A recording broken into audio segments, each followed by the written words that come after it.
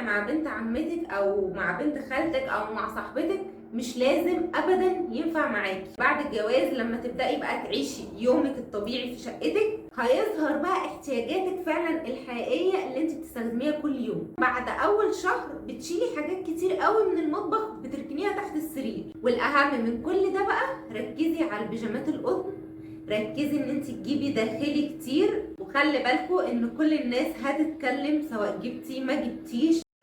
ازيكم عاملين ايه؟ يا رب تكونوا كويسين وفي احسن حال.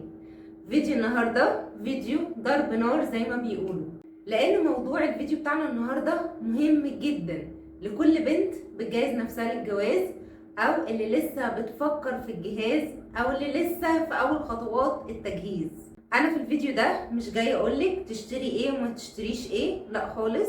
انا جايه اقولك ما تعمليش نفس الغلط اللي انا وقعت فيه، الغلطات اللي كل البنات بتقع فيها تحت ضغط الوقت، تحت ضغط كلام الناس، المقارنات، كلام بقى الكلام اللي هتسمعيه كتير قوي وانت بتجهزي، مين جاب ايه وفلانه عملت ايه وفلانه جابت بكام، وكمان فشخره كتير قوي ملهاش لازمه بتحصل وبنشوفها اليومين دول. المشكله ان الحاجات دي كلها خلتنا ننسى ان احنا بنجهز بيت احنا اللي نعيش فيه. المفروض احنا بنجهز بيت يليق بينا احنا، مش يليق بالناس، او احنا بنجهز معرض نتصور فيه عشان الناس تيجي تقول واو ايه الحاجات التحفه دي. الفيديو ده مبني على تجربتي انا وتجربه صحاب كتير ليا، عشان انتي ما تغفليش عن حاجات ممكن تندمي عليها بعد الجواز. في الفيديو ده انا هقولك على كل حاجه كنت اتمنى حد يقولها لي وانا بجهز نفسي للجواز، عشان ما تغلطيش نفس غلطتي في الجهاز. ويلا بينا ندخل على اول نقطه. اول واكبر غلطه ممكن تقعي فيها، واللي انا وبنات كتير جدا وقعنا فيها، وهي المقارنات. ودي بجد مصيبه لوحدها. اول لما بتبدا فتره التجهيزات نقعد نقارن نفسنا بقى، نقعد نقارن نفسنا ببنت خالتنا، نقارن نفسنا ببنت عمتنا، صاحبتنا، جارتنا، اخت جوزنا، والليست عندنا ما بتخلص. كل واحده فيهم جابت كذا، عملت كذا، جهزت نفسها بكذا. طب هو انا اقل منهم؟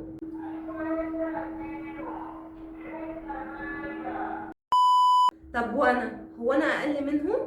هو انا لو ما جبت زيهم وجهزت نفسي زيهم الناس هتقول عليا ايه؟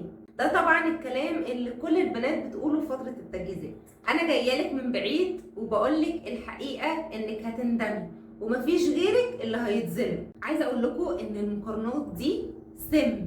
ليه؟ لان ببساطه كل واحده وليها ظروفها، ليها احتياجاتها، ليها ميزانيتها، ليها اسلوب حياتها المختلف عن اي واحده تانية، ليها اهلها، ليها خطتها. يعني اللي نفع مع بنت عمتك او مع بنت خالتك او مع صاحبتك مش لازم ابدا ينفع معاكي. يعني مثلا هتلاقي واحده اهلها موفرين لها كل حاجه، مش فارق معاهم الميزانيه خالص، وفي واحده تانية مثلا جوزها مش بيحب الفشخره، مش بيحب حاجات كتير في الشقه وديكورات كتير واجهزه كتير، مش بيحب الكلام ده، عايز جهاز عملي وبسيط. فانت لما تقارني نفسك بيهم هتلاقي نفسك ان انت بتجهزي بيتك على اساس ظروف مش ظروفك، وده بيخليكي تشتري حاجات مش على قد ميزانيتك ولا على قد احتياجاتك. والاصعب ان بعد الجواز هتلاقي نفسك مش مبسوطه، هتلاقي نفسك مخنوقه، متحمله حاجات فوق طاقتك، وكل ده عشان ما تبقيش اقل من فلانه.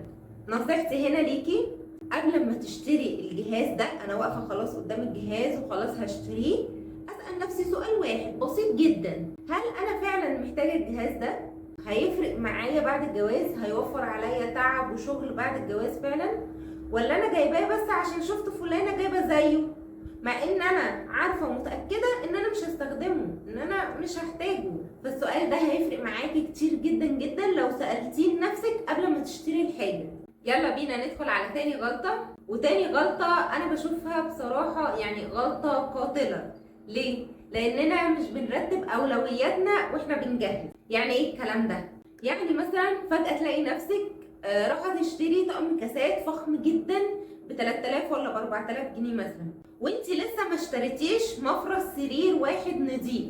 تروحي تشتري طقم الصيني بتاعك مثلا، تشتريه فخم جدا بقى اللي هو محدش جاب زيك، تشتريه ب10,000 جنيه مثلا، وانتي لسه ما اشتريتيش طقم العشاء اللي انتي هتاكلي فيه كل يوم. الموضوع كله بيبقى عبارة عن لخبطة. نروح نشتري حاجات شكلها حلو قوي او عشان الناس تيجي تقول واو ايه ده تحفة، وننسى ان احنا نشتري الحاجات الاساسية اللي هتسهل علينا حياتنا بعد الجواز. ليه ده بيحصل؟ لاننا بننزل نشتري الجهاز بتاعنا من غير ورقة وقلم، من غير ترتيب، من غير خطة واضحة من البداية من قبل ما تنزلي. يعني اول لما تيجي تبدأي الجهاز بتاعك كده تجيبي ورقة وقلم وترتبي كل حاجتك، كاتبه فيه الحاجات الاساسيه اللي لازم تقوم بيها اي بيت. وحاجه كمان مهمه جدا، وهي ان انت بعد ما تشتري الحاجه لازم تكتبيها، لان دي غلطه بجد كل الناس بتقع فيها، وانا من ضمن الناس اللي وقعت فيها. مثلا هنتكلم عن طقم الكاسات، اشتريتي طقم الكاسات اللي هيتحط في النيش، مهم جدا ان انت تبقي معاكي ورقه وقلم وتكتبي طقم كاسات نيش عدد مثلا 2 عدد 3 على قد ما هتجيبي. مهم جدا تكتبي العدد اللي انت اشتريتيه. ليه؟ لانك انت لو ما عملتيش كده بعد فتره هتنسي انت كنت جايبه ايه اصلا، وهتقعدي تشتري فوق الحاجه اللي عندك، ودي حاجه مش كويسه خالص. لان انت لما تيجي تفرشي شقتك الحاجات دي مش هيبقى ليها مكان خالص، فهتضطري يا تركنيها تحت السرير، يعني هتتشال فوق الدولاب وهتتركن وتتنسي. فليه اصلا من البدايه، مع ان احنا ممكن الفلوس اللي هنجيب بيها الحاجات الزياده دي نجيب بيها حاجات تانية مهمه. وعشان كده بعد الجواز بنكتشف ان احنا اشترينا حاجات كتير قوي ملهاش لازمه، ونسينا حاجات فعلا اساسيه هتسهل علينا حياتنا بعد الجواز. فانتي قبل ما تنزلي تشتري الجهاز بتاعك اقسمي الاولويات بتاعتك لحاجتين: ايه الحاجات اللي انتي هتستخدميها كل يوم، وايه الحاجات اللي ينفع تتأجل شوية واحطها في اخر الليست عادي. واعملي حسابك ان الجواز مش سباق خالص، ولا الجهاز نفسه مسابقة مين اللي هيجيب احسن حاجة، ومش لازم كل حاجة تبقى جاهزة بالشعرة من اول يوم. حتى لو انت اتجوزتي وجبتي كل حاجة، يعني داخلة بكل حاجة، بعد الجواز هتكتشفي ان انت لسه عايزة حاجات كتير جدا. المهم هنا ان انت تبقي مرتاحة في بيتك، مش مخنوقة من كركبة كتير في الشقة، ولا زعلانة على فلوسك اللي راحت، ولا داينة نفسك بمبالغ كبير قوي عشان تخشي بكل حاجة. احتياجاتك الحقيقية بتبان بعد الجواز. يلا بينا ندخل على ثالث نقطة، وهي الأعداد المبالغ فيها بقى، اللي هو 100 فوطة و200 فوطة. احنا عايزين نتكلم في الموضوع ده براحتنا.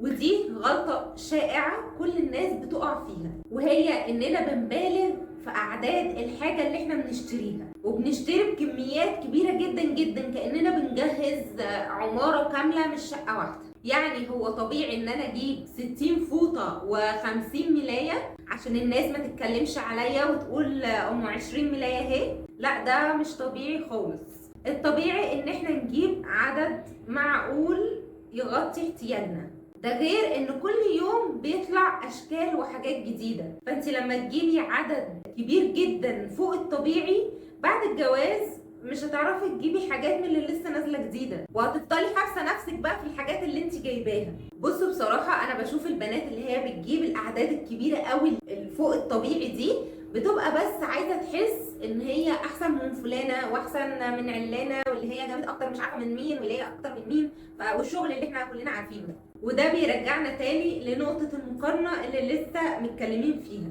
وبرده عايزه اكلمكم في نقطه مهمه جدا انا بشوفها من وجهه نظري ان هي مهمه، وهي ان احنا مش لازم نجيب حاجات كتير وخلاص عشان اسمنا جبنا 60 فوطه و50 فوطه والكلام ده.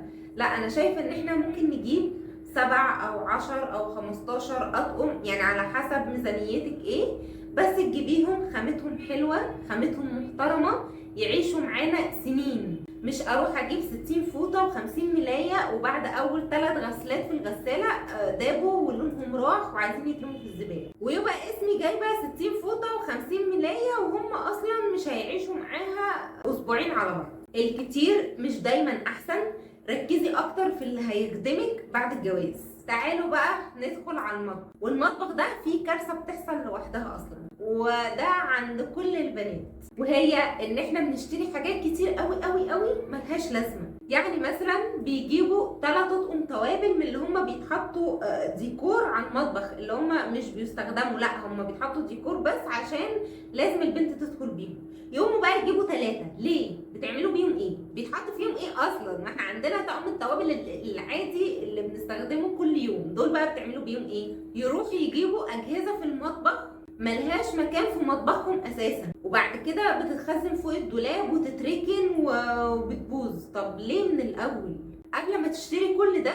مهم جدا ان انت لازم تشوفي مطبخك الاول وترتبيه بعينك كده، يعني ترتبيه هنا احط الثلاجه بتاعتي، هنا احط البوتاجاز، هنا لو هجيب مايكرويف، هنا اجيب فرن. تشوفي الدولاب بتاعك، الدولاب بقى اللي بيتحط فيه الخلاط والكلام ده، تشوفي الحاجات دي هتسيعي الحاجات اللي انت عايزه تشتريها ولا لا. وبرده نقطه كمان مهمه جدا، مهم جدا ان انت تشوفي النيش بتاعك اللي جوزك هيجيبه قبل ما تشتري الكاسات بتاعتك. رحت جبت كاسات ومش عارفه ايه والنيش بتاعت الاتيكيت ده كله مركون ومتشال، طب استفدت ايه؟ ما انا كان ممكن بالفلوس دي اجيب بيها حاجه تانية تنفعني اكتر. وعايزه اقول لكم ان بعد الجواز لما تبداي بقى تعيشي يومك الطبيعي في شقتك، هيظهر بقى احتياجاتك فعلا الحقيقيه اللي انت بتستخدميها كل يوم. وهتلاقي مثلا بعد اول شهر بتشيلي حاجات كتير قوي من المطبخ بتركنيها تحت السرير، وفي اجهزه هتكتشفي بعد شهر مثلا ان انت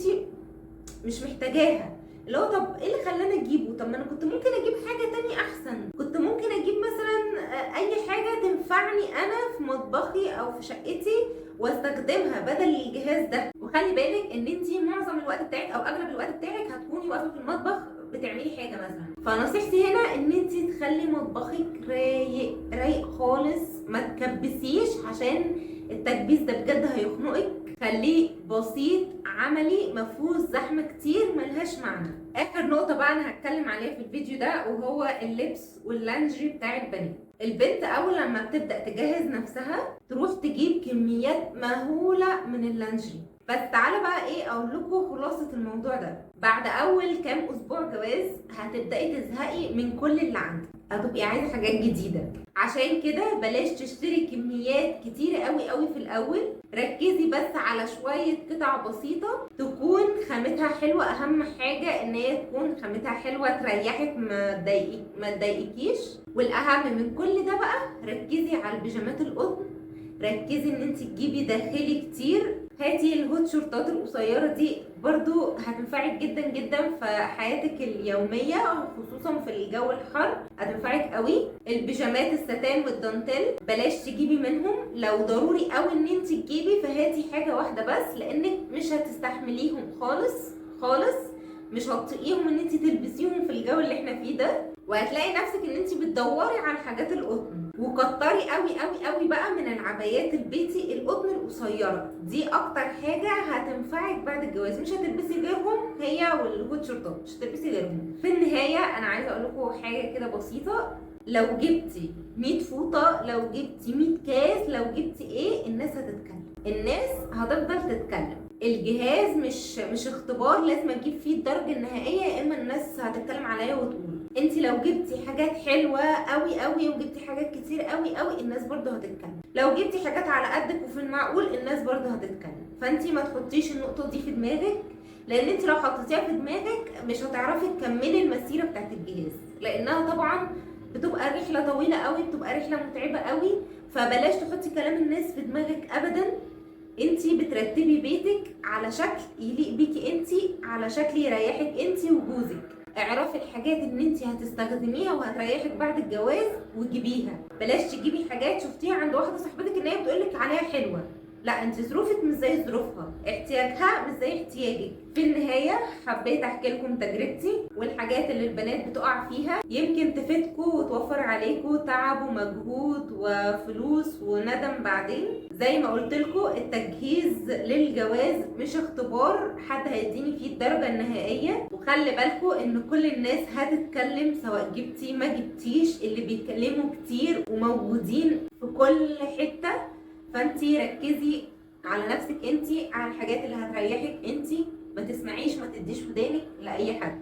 فركزي انك تجهزي بيتك بشكل يليق بيكي بشكل يريحك ويشبه لك انتي وجوزك. بكده اكون خلصت معاكم فيديو النهارده. ما تنسوش تعملوا لايك وشير للفيديو، خصوصا لاي بنت بتجهز للجواز او محتاره بقى تبدا منين. واستنوني في فيديو جديد من ما تغلطيش غلطتي. يلا باي باي.